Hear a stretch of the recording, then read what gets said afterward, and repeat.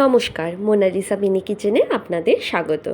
আপনারা যদি আমার চ্যানেলে নতুন হন, আমার চ্যানেলটিকে সাবস্ক্রাইব করে নেবেন এরকম আরও নতুন নতুন ভিডিও পাওয়ার জন্য। কলার মোচা খেতে আমরা সবাই ভালোবাসি এবং এর কাটার পদ্ধতিটা আজকে শেয়ার করলাম। কলার মোচা থেকে এর ফুলগুলো ছাড়িয়ে নিয়ে ফুলের মাঝখানে সরু ডান্ডির মতো একটা শীষ থাকে, সেটাকে বাদ দিয়ে দিতে হবে এবং পাতলা নখের মতো যে আঁশ থাকে, একটা নখের মতো দেখতে, এই আঁশটাকে ছাড়িয়ে ফেলতে হবে। এইভাবে প্রত্যেকটা ফুল থেকে শীষ এবং নখের মতো আঁশটাকে ছাড়িয়ে ফেলে একসাথে ধরে নিয়ে ছোট ছোট করে কুচিয়ে নিলে মোচা কাটা রেডি। এইভাবে মোচা কেটে বিভিন্ন পদ্ধতিতে রান্না করতে পারবেন। আমার চ্যানেলে রান্নার ভিডিও রয়েছে, পারলে সাবস্ক্রাইব করে দেবেন।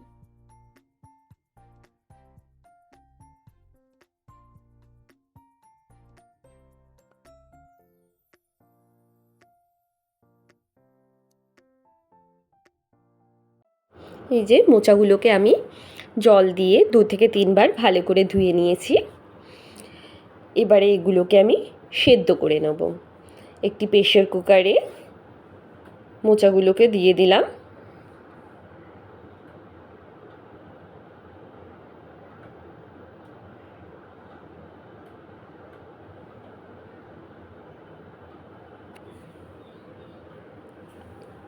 এবারে এর মধ্যে পরিমাণ মতো জল, 3 থেকে 4 কাপ জল ছোট কাপের।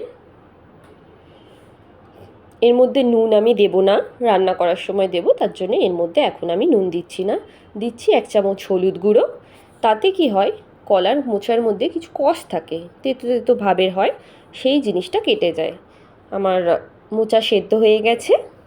এবারে আমি এটাকে দেখাচ্ছি আপনাদের, দেখুন ঠিক এরকম হবে। 2 থেকে 3 মিনিট সময় লাগবে এটা সেদ্ধ হতে।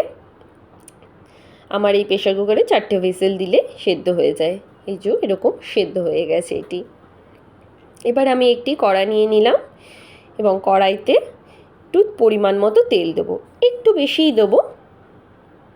মোচা রান্নাতে একটু তেল লাগে, তবেই এটি খেতে সুস্বাদু হয়। গরম ভাতের সাথে দুর্দান্ত খেতে লাগে।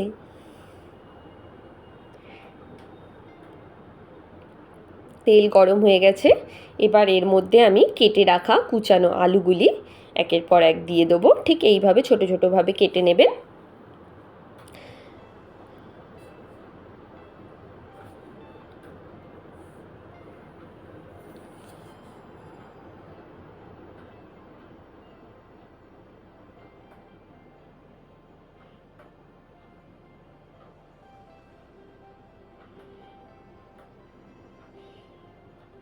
সমস্ত আলুগুলি ছাড়ার পর ভালো করে নাড়াচাড়া করে 3 থেকে 4 মিনিট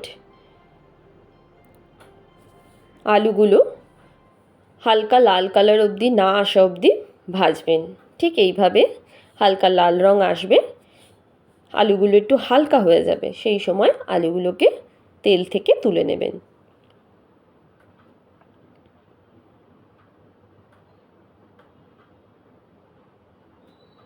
এই যে ঠিক এইরকম দেখতে হবে।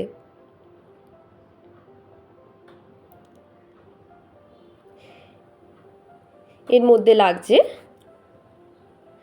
2টো এলাচ, 2 টুকরো দারচিনি,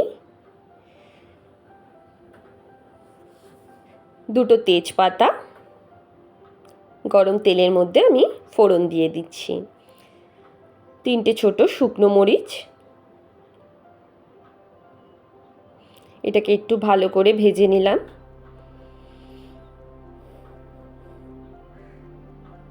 ভাজার পরে আমি এর মধ্যে দিয়ে দেব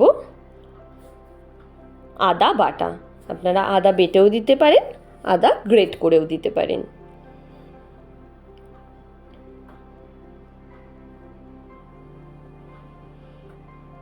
দু চামচ, বড় চামচের 2 চামচ মতো আদা দিচ্ছি। যে আমি এখানে একটা বড় সাইজের মোচা রান্না করছি, তার জন্য 2 চামচ আদা বাটা। একটু আদাটা বেশি লাগে যেহেতু নিরামিষ তরকারি। না, এতে চিংড়ি মাছও পড়বে, তাই এতে একটু আদার পরিমাণটা বেশিই দিতে হবে। আদা বাটা দেওয়া হয়ে গেছে। এবারে আমি এতে দিলাম জিরা বাটা। জিরা বাটা দিয়ে আদাটা ভাজা হয়ে যাওয়ার পর একটু কষিয়ে নেব। আদা জিরাটা যতক্ষণ ভালো করে কষানো হচ্ছে ততক্ষণ এটা ভালো করে নাড়িয়ে ঠিক এইভাবে দেখবেন আদাগুলো ভাজা হয়ে গেছে এবং জিরা থেকে একটু তেল ছেড়ে দিয়েছে। ততক্ষণ এগুলোকে একটু ভেজে নিতে হবে। এর মধ্যে দিয়ে দিলাম একটু হলুদ গুঁড়ো, ছোট চামচের 2 চামচ। এটা ভাজা সম্পূর্ণ কমপ্লিট। মশলা থেকে তেল ছেড়ে দিয়েছে। এবারে এর মধ্যে আমি দিয়ে দেব ধুয়ে রাখা চিংড়ি মাছগুলি।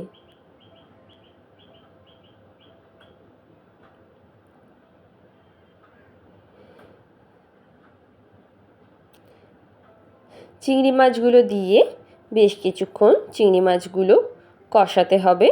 আমি চিংড়ি মাছগুলো আগেই ভেজে দিই না, তাতে চিংড়ি মাছগুলো একটু শক্ত হয়ে যায়। আমি তাই জন্য মশলা কষানোর সময় চিংড়ি মাছগুলি দিই, এতে করে চিংড়ি মাছের স্বাদ আরও ভালো থাকে। এর মধ্যে দিয়ে দিলাম ভেজে রাখা আলুগুলি।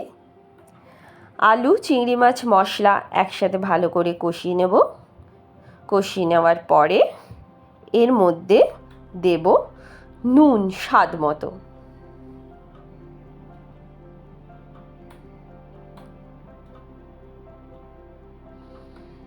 আবারও মশলাগুলিকে ভালো করে কষিয়ে নেব।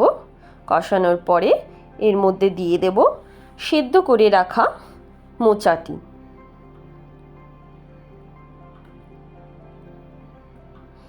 মোচাগুলি মশলার সাথে ভালো করে নেড়ে চেড়ে মিশিয়ে নিতে হবে। গ্যাসটাকে এই সময় হাই ফ্লেমেই রাখতে হবে।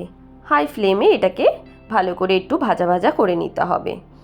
ভালো করে মশলার সাথে মোচাগুলি মেশানোর পর গ্যাসটিকে কমিয়ে ঢাকা দিয়ে এটিকে সেদ্ধর জন্য রেখে দিতে হবে প্রায় 10 থেকে 15 মিনিটের জন্য। মাঝে মাঝে ঢাকা খুলে নেড়ে দিতে হবে যাতে তলায় না লেগে যায়। আমি এটি ঢাকা দিয়ে কিছুক্ষণের জন্য রেখে দিলাম। এই দেখুন এবার একটু ভাজা ভাজা হয়ে গেছে, জলটা টেনে গেছে এবং এবার এটিকে আমি একটু ভালো করে নেড়ে চেড়ে আলুগুলো এর সাথে একটু ঘেঁটে দেবো, ম্যাশ করে দেবো যাতে তরকারিটা একটু মাখা মাখা হয়। আমি এতে জল দিইনি, আর জল আমার প্রয়োজন হয়নি। যদি আপনাদের মোচা আরও বেশি ড্রাই হয়ে যায় তাহলে সামান্য একটু জল দিতে পারেন, তবে এটা কিন্তু একেবারে শুকনো শুকনো মাখা মাখা হয়। এর মধ্যে দিয়ে দিলাম একটু বেশি পরিমাণে চিনি, মোটামুটি 1.5 চামচ মতো বড় চামচের, কারণ মোচা খেতে একটু মিষ্টি মিষ্টি হয়।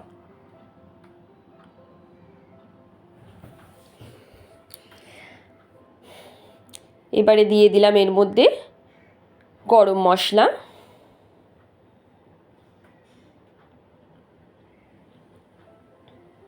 এটা আমার প্রায় হয়ে গেছে।